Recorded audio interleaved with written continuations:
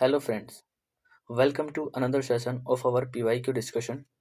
We are covering Polity PYQs of 30 years and this is the lecture number 11. Before starting, हम देखते हैं कि आखिर हम इस सीरीज में क्या कर रहे हैं। देखिए, हम हर क्वेश्चन का डिटेल सॉल्यूशन देखते हैं, उसके बाद में एलिमिनेशन ट्रिक्स भी हम सीखते हैं, साथ में हम अपना एप्टीट्यूड डेवलप भी करते हैं, हाउ टू सॉल्व MCQ, और जो भी यूपीएससी का एग्जामिनर ट्रिप्स और हैक जो भी क्वेश्चन के अंदर सेट करता है वो भी हम देखते हैं। ठीक है, तो इस सीरीज में हम सारी चीज़ों पर वर्क कर रहे हैं। Okay, now let's start. देखिए, फर्स्ट क्वेश्चन है आज का, the constitution 98th amendment bill is related to. ये 2005 का क्वेश्चन है, काफ़ी पुराना क्वेश्चन है, लेकिन यूपीएससी में क्वेश्चन रिपीट होते हैं, तो हमें ऐसा नहीं है कि 10 ईयर के ही करने हैं, हमें लास्ट 30 ईयर के तो करने ही पड़ेंगे। तो 98 कॉन्स्टिट्यूशन अमेंडमेंट किससे रिलेटेड था? First option, empowering the centre to levy and appropriate service tax. क्या सर्विस टैक्स से रिलेटेड था? Second, the constitution of the national judicial commission. Third, readjustment of electoral constituencies on the basis of population census 2001, the demarcation of new boundaries and new boundaries between states। तो basically हम जानते हैं कि 99 constitutional amendment आया था national judicial commission को ख़त्म करने के लिए, एनजेक जिसको बोला जाता है। तो एनजेक को अगर हमने एबोलिश किया था किसने? 99 कॉन्स्टिट्यूशनल अमेंडमेंट ने। तो इससे ये एक साल यहाँ पर कम है, तो इसी से हम थोड़ा सा यहाँ पर लॉजिक लगा सकते हैं कि ये constitution of the national judicial commission से रिलेटेड था, क्योंकि हम 99 पढ़ते हैं। ठीक है, ये किससे रिलेटेड था? Option number B, national judicial commission से रिलेटेड था। हो गया क्लियर? और अब देखिए, नेशनल जुडिशियल कमीशन जो था आया किस लिए था? देखिए, ये आया था कोलिजियम सिस्टम जो होता है, जज को अपॉइंटमेंट करने वाला, कोलिजियम सिस्टम के द्वारा जज का अपॉइंटमेंट किया जा रहा था। ठीक है, लेकिन इस सिस्टम ने बोला कि कोलिजियम सिस्टम में, इस कमीशन में ऐसा बोला गया, इस बिल में ऐसा बोला गया कि जो कोलिजियम सिस्टम है ना, इसमें ट्रांसपेरेंसी की कमी है, कहीं ना कहीं अकाउंटेबिलिटी की कमी है।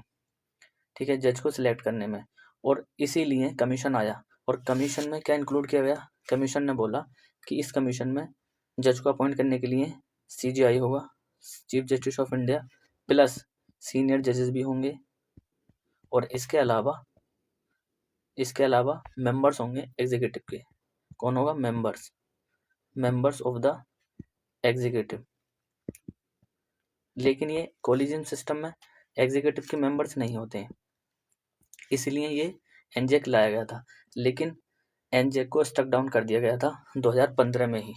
ठीक है, 99 कॉन्स्टिट्यूशन के हिसाब से 2015 में इसको स्टक डाउन कर दिया गया, और बोला गया कि कोलिजियम सिस्टम इससे अच्छा है, क्योंकि उससे क्या हुआ, जुडिशियल कहीं ना कहीं जज के अपॉइंटमेंट के इंडिपेंडेंस में थोड़ी उसमें कमी आ सकती है, इसलिए इस कमीशन को एबोलिश कर दिया गया, इसको स्टक डाउन कर दिया गया। ठीक है, अब बढ़ते हैं आगे। Question number 2, which of the following constitutional amendments are related to raising the number of members of Lok Sabha to be elected from the states. किस अमेंडमेंट में बोला गया, किस अमेंडमेंट के तहत मेंबर ऑफ द लोकसभा को बढ़ाया गया था? अब ये भी काफ़ी पुराना क्वेश्चन है, लेकिन हमें इनके ऑप्शन को एनालाइज करना है। हो सकता है कि अगला जो क्वेश्चन बने ना 2026 में, वो इनके ऑप्शन से रिलेटेड बन जाए। तो जितने भी यहाँ पर ऑप्शन में दिखाई दे रहे हैं ना आपको अमेंडमेंट, ये सारे हम यहाँ पर डिस्कस करेंगे। मेन पर्पज इस क्वेश्चन का यही है, क्योंकि ये बहुत फैक्चुअल क्वेश्चन है। ठीक है, और फैक्चुअल भी अब यूपीएससी पूछती है, तो हमें फैक्ट भी तैयार करने होंगे। देखिए, अगर हम फर्स्ट देखें 6 और 22, तो 6 किससे रिलेटेड है? सबसे पहले 6 की बात करते हैं। 6 अमेंडमेंट जो रिलेटेड था वो था यूनियन लिस्ट और स्टेट लिस्ट से रिलेटेड था, उनमें चेंजिंग होने से रिलेटेड था, ताकि टैक्सेस को बढ़ाया जा सके। तो ये किससे रिलेटेड था? Changes in the union plus state list. Okay, ताकि हम बढ़ा सकें क्या? टैक्स को इंक्रीज करने के लिए था। अब 22 किससे रिलेटेड था? ये 22 किससे रिलेटेड था? 22 जो रिलेटेड था वो था कि असम से रिलेटेड था, मतलब असम में ऑटोनोमस स्टेट्स बनेंगे। क्या होगा? असम में फॉर्मेशन होगा ऑफ ऑटोनोमस स्टेट का असम में। ओके, नाउ 13 किससे रिलेटेड था? 13 था हमारा रिलेटेड, 13 अमेंडमेंट जो रिलेटेड था वो आर्टिकल 371 क्लोज 371 ए से रिलेटेड था। इसमें जो है ना नागालैंड क्रिएट बना था, नागालैंड स्टेट बना था, नागालैंड यहाँ पर बना था। अब 38 किससे रिलेटेड था? 38 किससे रिलेटेड था कि जो प्रेसिडेंस है ना वो कुछ ऑर्डिनेंस को डिक्लेयर कर सकता है जुडिशल रिव्यू के बाहर कि इन पर जुडिशल रिव्यू नहीं लगेगा। तो ये किससे रिलेटेड है? 38 प्रेसिडेंट के पास पावर दी जाती है कि वो ऑर्डिनेंस को, मतलब सर्टेन ऑर्डिनेंस को, कुछ ऑर्डिनेंस ऐसे हो सकते हैं जिनको वो बियॉन्ड करेगा जुडिशल रिव्यू से। ओके, ये 38 में बोला गया था। अब बात करते हैं 7 की। इस क्वेश्चन का जो राइट आंसर है वो 6 ये 7 एंड 31। 7 क्या बोलता है? 7 कॉन्स्टिट्यूशनल अमेंडमेंट बोलता है कि ये जो है ना adjustment of the parliamentary representation से रिलेटेड है। 7 किससे रिलेटेड है भाई? रीऑर्गेनाइजेशन ऑफ स्टेट की बात करता है। ये 1956 में आया था, तो ये किससे रिलेटेड था? रीऑर्गेनाइजेशन ऑफ स्टेट से रिलेटेड था। ऑब्वियस सी बात है, अब रीऑर्गेनाइजेशन ऑफ स्टेट होगा तो लोकसभा की सीट तो चेंज होंगी ना, बिल्कुल होंगी। तो लोकसभा की सीट को यहाँ पर चेंज किया गया था, एडजस्ट किया गया था। और 31 किससे रिलेटेड है? 31 जो रिलेटेड है उसमें ही क्या किया गया था कि जो लोकसभा की सीट थी, लोकसभा की सीट को बढ़ाया गया था। इसकी स्ट्रेंथ पहले थी 525 और ये बढ़ा करके 545 कर दी गई थी।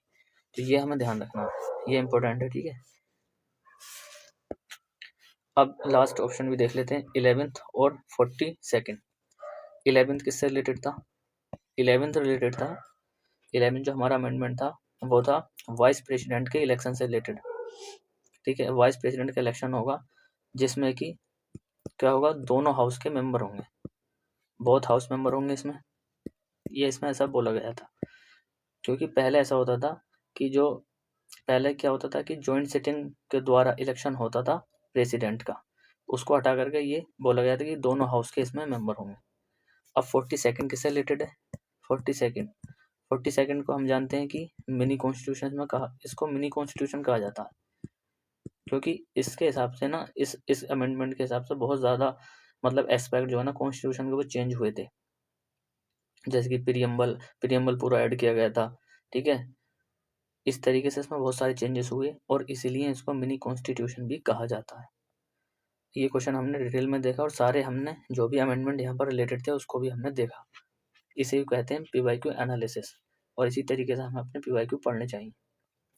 Third, which one of the following amendments of the constitution empower the president to send back any matter for the reconsideration by council of ministers? ये कौन सा ऐसा अमेंडमेंट था जिसके हिसाब से ऐसा बोला गया कि प्रेसिडेंट जो है ना वो किसी भी मैटर को काउंसिल ऑफ मिनिस्टर के बाद रिटर्न कर सकता है रिकंसिडर करने के लिए, कि काउंसिल ऑफ मिनिस्टर उसको दोबारा रिकंसिडर करे। तो इस क्वेश्चन का राइट आंसर था 44 कॉन्स्टिट्यूशनल अमेंडमेंट। अब 44 तो हमने यहाँ पर देखा कि ये इससे रिलेटेड था, ये 1978 में आया था, 1978 में। अब मुझे ये बताइए कि 39 किससे रिलेटेड था? 39, 40 और 42nd तो हमने अभी देखा था, ये तो हम डिस्कस कर चुके हैं। अब दो बचे हैं, इनको देख लेते हैं। देखिए 39 जो रिलेटेड था ना वो रिलेटेड था इलेक्शन से रिलेटेड। किसके इलेक्शन से? कि जो प्रेसिडेंट का और वाइस प्रेसिडेंट का जो इलेक्शन होगा, ठीक है, और प्राइम मिनिस्टर के इलेक्शन से रिलेटेड था कि जो भी डिस्प्यूट से रिलेटेड, मतलब प्राइम मिनिस्टर के इलेक्शन में जो भी डिस्प्यूट वगैरह होगा ना उसको कौन रिजोल्व करेगा, उससे रिलेटेड था। तो 39 किससे रिलेटेड था कि प्रेसिडेंट, वाइस प्रेसिडेंट और प्राइम मिनिस्टर इनके इलेक्शन से रिलेटेड था, ठीक है।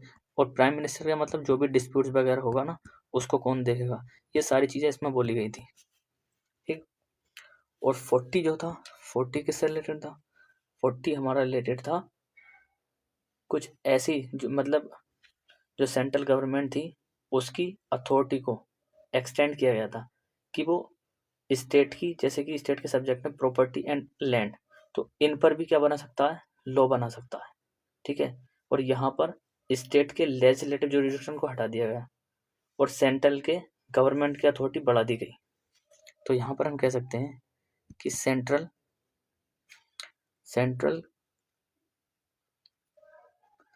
गवर्नमेंट की जो अथॉरिटी थी,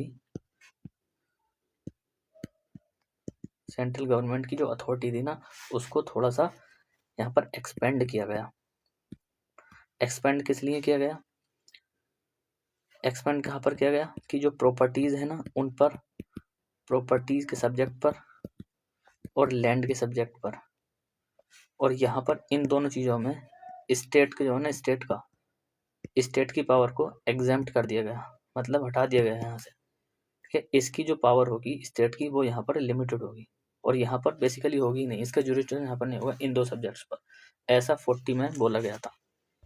now question number 4, the 93rd constitutional amendment deals with, 93rd किससे रिलेटेड है, तो इस क्वेश्चन का राइट आंसर है option number A, continuation of reservation for backward classes in the government employment. Option number इसका ए करेक्ट है। अब मुझे बताइए 93rd से रिलेटेड है, ओके। 93rd कब आया था, 93rd आया था कॉन्स्टिट्यूशन अमेंडमेंट 2005 में, ओके। 2005 में ये आया था जो कि रिजर्वेशन से रिलेटेड था बैकवर्ड क्लासेस के। अब इसमें बी ऑप्शन में दिखा हुआ है free and compulsory education for all children between 60 and 14 age, ये हमने देखा था अपने पिछले सेशनों में। तो मुझे बताइए किस कॉन्स्टिट्यूशनल अमेंडमेंट में ऐसा कहा गया था कि जो एजुकेशन है वो फ्री होगी और कंपलसरी होगी उन बच्चों के लिए जिनकी एज 6 और 14 के बीच में है। तो ये किस में किया गया था, ये बोला गया था 86 कॉन्स्टिट्यूशनल अमेंडमेंट 2002 में, ये हमें ध्यान रखना है। बाकी ये ऑप्शन यहाँ पर हमें कुछ देखना नहीं है कि reservation of 30% post for women, ये तो अभी 103 अमेंडमेंट, सॉरी 106 में अभी हुआ है ना, वो भी 33 रिजर्वेशन हुआ वुमेन के लिए, तो ये भी नहीं होगा। Allocation of number of parliament seats for recently create state, नहीं, तो इसका हमारा ए ऑप्शन करेक्ट है। नाउ क्वेश्चन नंबर 5, ये भी बहुत पहला क्वेश्चन है, 2001 का ये क्वेश्चन है, लेकिन ये काफ़ी फैक्चुअल है। तो इसे देखिए हम कैसे कर सकते हैं। देखिए अगर हमें सबसे पहले इसमें जो हमें पक्का पता है ना उसको देखिए और उससे ऑप्शन को एलिमिनेट करना सीखिए। जैसे कि फर्स्ट ऑप्शन है द कॉन्स्टिट्यूशन 69 अमेंडमेंट एक्ट, 69 किससे रिलेटेड था, हम पढ़ते हैं ये किससे रिलेटेड था, दिल्ली से, दिल्ली एनसीटी से रिलेटेड था, नेशनल कैपिटल से रिलेटेड था। तो अगर हम फर्स्ट का 5 अगर हम लगाएं तो पहले देखते हैं कि ऑप्शन में फर्स्ट का 5 किस चीज़ में है। तो यहाँ पर दो ही ऑप्शन में मेंशन है, ऑप्शन नंबर ए में और सी में, तो बी और डी ये तो एलिमिनेट हो गए दो। अब हम बी देखते हैं, अब बी का तो हर हाल में 1 होना है, बी का 75th बोला है ना अमेंडमेंट एक्ट 1994, ये किससे रिलेटेड है, establishment of the state rent tribunals, ठीक है, ये हो गया। अब हमें सी का देखना है और डी का देखना है, बस इसी में हमें कंफ्यूजन है। अब हम पढ़ते हैं सही से। देखिए जब हम बात करते हैं 80 कॉन्स्टिट्यूशनल अमेंडमेंट की, किसकी, 80 कॉन्स्टिट्यूशनल अमेंडमेंट की, तो बेसिकली जो 86 कॉन्स्टिट्यूशनल अमेंडमेंट था ये किससे रिलेटेड था, ये था हमारा इससे कि जो 10th फाइनेंस कमीशन के रिकमेंडेशन की उनको माना गया था। तो सी का 4 और डी का फिर ऑटोमेटिकली 2 हो जाएगा, तो ऑप्शन नंबर ए इसका करेक्ट होगा। मतलब 83rd किससे रिलेटेड था, no reservation for schedule caste in panchayat in Arunachal Pradesh, ये इसमें बोला गया था, ओके। तो इस क्वेश्चन का राइट आंसर है हमारा ए। देखिए 69 की हमने बात की, तो 69 किससे रिलेटेड था, national capital territory to Delhi, इससे रिलेटेड था, और वहाँ पर एक लेजिस्लेटिव असेंबली प्रोवाइड की गई थी दिल्ली के लिए और जिसके पास लिमिटेड पावर थी, ठीक है। ये था। और जो हमने बात की अभी 75th की, तो 75th में ऐसा बोला गया जो स्टेट लेवल रेंट ट्रिब्यूनल है ना, उनके पास एक्सक्लूसिव जुरिसडिक्शन है, ठीक है, किससे रिलेटेड, जो भी रेंट रिलेटेड मैटर्स हैं। और लेकिन इसमें मतलब इसमें बोला गया था इसमें जुरिसडिक्शन सारे कोर्ट्स की हटा दी गई थी, सिर्फ सुप्रीम कोर्ट देख सकता है। बेसिकली इसमें क्या बोला गया था, हम बात करें 75th की, तो थोड़ा सा यहाँ पर लिखते हैं। 75th का क्या था, establishment of state level rent tribunal. तो बेसिकली क्या थे, कुछ ऐसे ट्रिब्यूनल बनाए गए थे रेंट रिलेटेड ट्रिब्यूनल्स को, ठीक है। और इनके पास जो है ना एक्सक्लूसिव जुरिसडिक्शन दी गई थी, एक्सक्लूसिव जुरिसडिक्शन, ये हमें ध्यान देना है कि एक्सक्लूसिव ज्यूरिसडिक्शन यहाँ पर दी गई थी रेंट रिलेटेड मैटर्स है, रेंट रिलेटेड मैटर्स है, कि यार ये जो पावर होगी ना, जो भी रेंट रिलेटेड पावर होगी वो सिर्फ इन ट्रिब्यूनल्स के पास ही होगी। और वहाँ से ज्यूरिसडिक्शन हटा दिया गया सुप्रीम ऑल सारे कोर्ट्स का, कि भाई किसी भी कोर्ट्स का ना होगा, सिर्फ सुप्रीम कोर्ट का हो सकता है। तो ऐसा इसमें बोला गया था।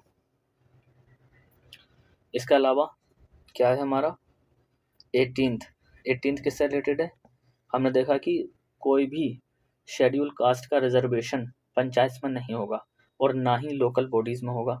कहाँ पर, अरुणाचल प्रदेश में। ये अरुणाचल प्रदेश के लिए सिर्फ प्रोविजन है, ये हर किसी के लिए मेंशन नहीं है। बेसिकली जब भी रिजर्वेशन की बात होती है तो सबसे पहले हम बात करते हैं कि शेड्यूल कास्ट और शेड्यूल ट्राइबल्स का तो रिजर्वेशन होना चाहिए, ठीक है। तो लेकिन यहाँ पर एक्सेप्शन ये है कि अरुणाचल प्रदेश में 18th कॉन्स्टिट्यूशन अमेंडमेंट ये बोला गया था, 80 कॉन्स्टिट्यूशन अमेंडमेंट क्या बोला गया था कि कोई भी रिजर्वेशन नहीं होगा शेड्यूल कास्ट का पंचायत में और या फिर लेजिस्लेटिव बॉडीज में, और कोई भी प्रोविजन नहीं होगा गवर्नमेंट सर्विस में। गवर्नमेंट सर्विस में भी कोई भी प्रोविजन नहीं दिया जाएगा, गवर्नमेंट सर्विस में भी। तो हम यहाँ पर लिखते हैं प्लस गवर्नमेंट सर्विसेज। अब हमारा 83rd किससे रिलेटेड था, कि ये शेड्यूल कास्ट से रिलेटेड था। सॉरी यहाँ पर थोड़ा मिस्टेक हुआ है, जो हमने बात की थी 80 का, ये हमने थोड़ी जो बात की है ना, ये 80 नहीं था, बेसिकली ये था हमारा 83rd। और 80 जो हमारा इससे रिलेटेड था, किससे, फाइनेंस से। तो 83rd की यहाँ पर हमने बात की थी, ये थोड़ा सा ध्यान देना बस। ओके, जो अभी हमने डिस्कस किया था ना अरुणाचल प्रदेश से रिलेटेड, ये 83rd था, ना कि 80। Question number 7, if the president of India exercise his power. अब देखिए इमरजेंसी यहाँ पर शुरू हो चुका है हमारा चैप्टर, इमरजेंसी।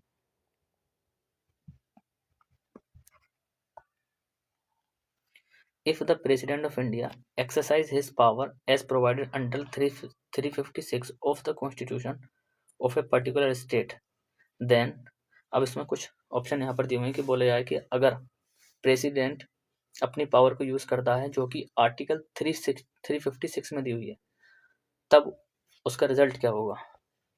क्या assembly of state is automatically dissolve हो जाएगी। Second, power of the legislature of that state shall be excisable by or under authority of parliament, कि भाई जो भी पावर है ना लेजिस्लेचर की उस स्टेट की, वो किसके द्वारा एक्सरसाइज की जाएगी, या किसकी अथॉरिटी में एक्सरसाइज की जाएगी, पार्लियामेंट की।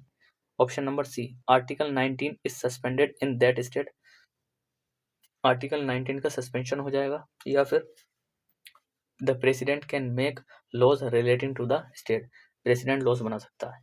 तो ये इस क्वेश्चन का राइट आंसर था ऑप्शन नंबर बी। अब हम यहाँ पर देखते हैं कि assembly of state is automatically dissolve, ये थोड़ा सा हमें वियर्ड सा लग रहा है कि ऑटोमेटिकली कोई चीज़ नहीं होती है, तो असेंबली एकदम से नहीं डिसॉल्व होगी। तो ए को तो हम एलिमिनेट कर सकते थे। हम देखते हैं कि 19 सस्पेंडेड की बात कर रहा है, लेकिन ये तो नेशनल इमरजेंसी में होता है, क्योंकि अमूमन हम जब भी पढ़ते हैं ना सबसे पहले यही पार्ट पढ़ते हैं कि नेशनल इमरजेंसी में सिर्फ 2 फंडामेंटल राइट को छोड़ के 20 एंड 21 को सारे फंडामेंटल राइट सस्पेंड हो जाते हैं। तो आर्टिकल 19 भी उनमें से एक है, तो थर्ड को भी हम एलिमिनेट कर सकते थे। President can make laws relating to that state, ये और बी में और डी में यहाँ पर कंफ्यूजन हो सकता था। ओके, तो ये था हमारा आर्टिकल 356 से रिलेटेड। अब चलते हैं हम अपने नेक्स्ट क्वेश्चन पर।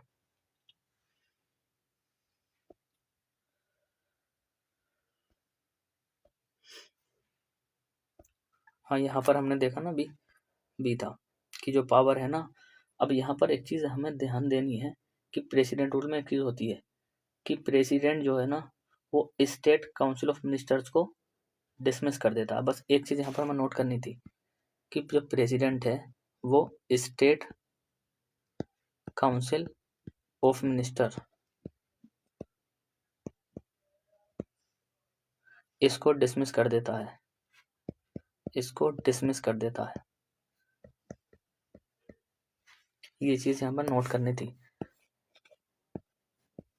ठीक है।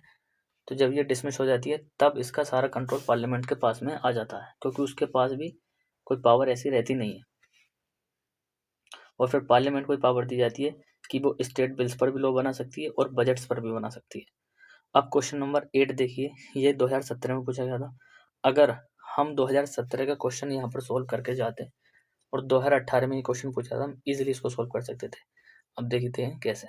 देखिए इसमें क्या बोला गया है कि which of the following are not necessarily the consequences of proclamation of the president's rule. यहाँ पर प्रेसिडेंट रूल होगा ना, president rule in a state. ये इसमें एक ऐसा क्वेश्चन में बोला गया था कि इसमें से कौन सा क्वेश्चन, मतलब क्वेश्चन को समझिए कि अगर प्रेसिडेंट रूल लगता है तो कौन सा कॉन्सिक्वेंस नहीं होगा, जो होगा उसे नहीं हमें लेना, कौन सा नहीं होगा वही हमारा राइट ऑप्शन होगा। कौन सा नहीं होगा, देखिए डिसोल्यूशन ऑफ लोकल बॉडीज, सबसे पहले ऑप्शन 2 को देखिए, removal of council of minister in state. और हमने यहाँ पर अभी देखा ना कि यहाँ पर क्या होता है कि काउंसिल ऑफ मिनिस्टर को प्रेसिडेंट द्वारा डिसमिस कर दिया जाता है। सेम चीज इस ऑप्शन में बोली जा रही है कि removal of council of minister in state, इसका रिमूवल होता है, बिल्कुल प्रेसिडेंट कर देता है। तो ऑप्शन क्या है, ये तो होगा, ये तो होगा। तो इस ऑप्शन को हम मानेंगे रॉन्ग, क्योंकि इसमें पूछ रहा है कि क्या नहीं होगा। तो सेकंड ऑप्शन को जैसे ही हम एलिमिनेट करेंगे तो हमारा ऑप्शन ए भी खत्म, ऑप्शन सी भी खत्म और ऑप्शन डी भी खत्म। राइट आंसर हमारा बी आ गया। यही है एलिमिनेशन ट्रिक, ठीक है, यही है एप्टीट्यूड डेवलपमेंट, ताकि हम अपना यहाँ से टाइम सेव करके दूसरे क्वेश्चन में लगा सकें। ओके, तो इस क्वेश्चन का राइट आंसर है कि dissolution of the state legislative assembly नहीं होगा, सही है। Dissolution of local bodies, in local bodies का भी डिसोल्यूशन ऐसा कुछ प्रोविजन नहीं है, तो ये भी इस क्वेश्चन का होगा। ऑप्शन नंबर बी हमारा यहाँ पर करेक्ट आंसर है। ओके, अब बढ़ते हैं नेक्स्ट क्वेश्चन की तरफ। Question number 9, consider the following statements in respect of financial emergency under the article 360 of the constitution. Financial emergency से रिलेटेड है। First option, proclamation of financial emergency is issued shall cease to operate at expiration of 2 months unless before the expiration of that period it has been approved by the resolution of the both the house of the parliament। Question में statement में ऐसा बोला गया है कि जब हम financial emergency का प्रोक्लेमेशन लाते हैं तो वो 2 महीने के अंदर सीज हो जाता है। सीज किस लिए होता है, अगर हमने उसके एक्सपायरेशन से पहले उसको अप्रूव्ड नहीं किया रेजोल्यूशन के द्वारा दोनों हाउस के, तो वो 2 महीने के अंदर सीज हो जाता है, मतलब खत्म हो जाता है। तो इसका ये तो है हमारा, ये तो राइट है कि उसे 2 महीने में करना पड़ता है। फाइनेंशियल इमरजेंसी में ऐसा प्रोविजन है, ठीक है, ये तो करना पड़ता है। तो प्रोक्लेमेशन जो है ना फाइनेंशियल 2 मंथ्स के अंदर अंदर उसको अप्रूव किया जाना चाहिए, 2 महीने के अंदर, वरना तो ये ऑटोमेटिकली सीज टू ऑपरेट हो जाता है आफ्टर दिस पीरियड। तो ये स्टेटमेंट यहाँ पर करेक्ट है। Second, if any proclamation of financial emergency is an operation, मतलब फाइनेंशियल इमरजेंसी का कोई प्रोक्लेमेशन ऑपरेशन है, so it is competent for the president, मतलब ये प्रेसिडेंट की पावर है, अथॉरिटी है of India to issue directions for reduction of salaries and allowances for all or any class of persons serving in connection with affairs of union. कि parliament direction दे सकता है कि यार जो भी पर्सन है ना किसी भी क्लास के, उनकी सैलरीज को, उनके अलाउंसेस को रिड्यूस करो, ठीक है, जो भी यूनियन से रिलेटेड है, यूनियन के अफेयर से रिलेटेड है, ऐसे ऑफिसर्स हैं, ऐसे पर्सन हैं। लेकिन एक्सक्लूड करता है द जजेस of the supreme court and the high court.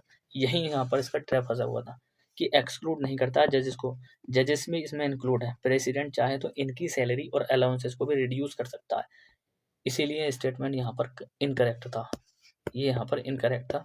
Option number A ये सही है, ठीक है। तो एक्सक्लूड नहीं कर सकता। इनफैक्ट प्रेसिडेंट को ये पावर दी जाती है कि वो ऐसे मेजर अप्लाई कर सके जिससे ऑल सर्वेंट इंक्लूडिंग जजेस ड्यूरिंग फाइनेंशियल इमरजेंसी, उनकी सबकी सैलरी को वो रिड्यूस भी कर सकता है। तो इसका राइट आंसर था ए। बाकी इसमें कोई ऐसा ऐड करने का यहाँ पर नहीं है। अब लास्ट क्वेश्चन पर चलते हैं। Which one of the following articles of the Indian Constitution provide that it shall be the duty of the Union to protect every state against the external aggression and internal disturbance? इसमें से किस article में ऐसा बताया गया है कि union की ड्यूटी है कि वो हर स्टेट को प्रोटेक्ट करे एक्सटर्नल एग्रेशन से और इंटरनल डिस्टर्बेंसेस से? तो इस क्वेश्चन का राइट आंसर था आर्टिकल 355। ये फैक्चुअल था, पता है तब हम इसे लगा सकते हैं, वरना तो हम इसको थोड़ा वो भी कर सकते हैं कि यार फाइनेंशियल इमरजेंसी की बात चली है, अगर भाई हमें पता होगा तभी इसका लगा सकते हैं। ये तो एक नॉलेज का ही क्वेश्चन है, ठीक है। तो ये था इससे रिलेटेड इसका आंसर आर्टिकल 355। अब यहाँ पर कुछ आर्टिकल मेंशन है, ठीक है। क्या क्या मेंशन है? आर्टिकल 215, ठीक है। और क्या मेंशन है? 275 और क्या मेंशन है? 325। इन आर्टिकल्स को आप थोड़ा सोचिए, बताइए कि किससे रिलेटेड है ये आर्टिकल। देखिए जब हम बात करते हैं ना आर्टिकल 215 की, तो ये किससे रिलेटेड है? ये हाई कोर्ट को डिक्लेयर करता है as a court of record. क्या डिक्लेयर करता है? हाई कोर्ट को as a court of record, ताकि वो पनिश कर सके किसी भी कंटेम्प्ट ऑफ कोर्ट से रिलेटेड मैटर्स को। तो हाई कोर्ट को क्या पावर देता है? ये court of record, courts of record. अब मुझे बताइए आर्टिकल 275 किससे रिलेटेड है, ये बताइए। आर्टिकल 275, देखिए जब हम बात करते हैं ना आर्टिकल 275 की, तो ये पार्लियामेंट को पावर देता है कि वो ग्रांट्स इन एड देती है कंसोलिडेटेड फंड ऑफ इंडिया से पूरा स्टेट को। किससे बात करता है कि पार्लियामेंट को पावर दी जाती है कि वो ग्रांट इन एड दे, मतलब मदद दे किसको? स्टेट को, ठीक है। और स्पेशली लाइक फॉर प्रमोट की शेड्यूल ट्राइब के वेलफेयर को लिए वो कुछ स्कीम बनाए, ठीक है। उनके एडमिनिस्ट्रेशन के लिए, शेड्यूल एरिया के एडमिनिस्ट्रेशन के लिए कोई स्कीम बनाए, ठीक है। इंफ्रास्ट्रक्चर बिल्ड करे जैसे कि स्कूल, रोड, वाटर, इलेक्ट्रिसिटी के लिए। तो ये सारी चीज़ें आर्टिकल 275 में बोली गई हैं। अब आप मुझे बताइए कि आर्टिकल नंबर 325 ये किससे रिलेटेड है, ये बताइए। देखिए 320 की जब हम बात करते हैं, इसमें बोला गया है कि कोई भी पर्सन, किसी भी पर्सन को इलेक्टोरल रोल में इंक्लूड किया जाएगा और उसको इलेक्टोरल रोल से नहीं हटाया जा सकता। किस बेसिस पर? कि रेस, कास्ट, सेक्स और एनी ऑफ दीज। इसमें क्या बोला गया कि किसी भी पर्सन को नो पर्सन को क्या होगा कि इनएलिजिबल घोषित नहीं किया जा सकता, इनएलिजिबल। और किस बेसिस पर? रेस, कास्ट, सेक्स और एनी ऑफ दीज। और कहाँ पर? इलेक्टोरल रोल में शामिल होने के लिए, इलेक्टोरल रोल में शामिल होने के लिए, इसमें इंक्लूड करने के लिए, ये इसमें बोला गया था। तो हमने ये तीनों आर्टिकल भी देखे और हमने इसका राइट आंसर भी देखा। तो ये था आज का सेशन। उम्मीद करते हैं आपको ये सेशन समझ में आया होगा और अच्छा लगा होगा। आपको किसी भी क्वेश्चन में कोई डाउट है तो आप कमेंट बॉक्स में पूछ सकते हैं। और देखिए हमारा टेस्ट आपको बहुत जल्द टेलीग्राम पर मिलने वाला है। PYQ का जो हमने अभी 100 PYQ यहाँ पर कवर किए थे उनका ही टेस्ट होगा और वो टेलीग्राम पर आपको मिल जाएगा। उसका मैं एक हाफ 1.5 आवर का उसका सॉल्यूशन भी रिकॉर्ड करूँगा, जो कि आपके रिवीजन के लिए काफ़ी हेल्पफुल होगा। सो बने रहिए हमारे साथ। Thank you very much.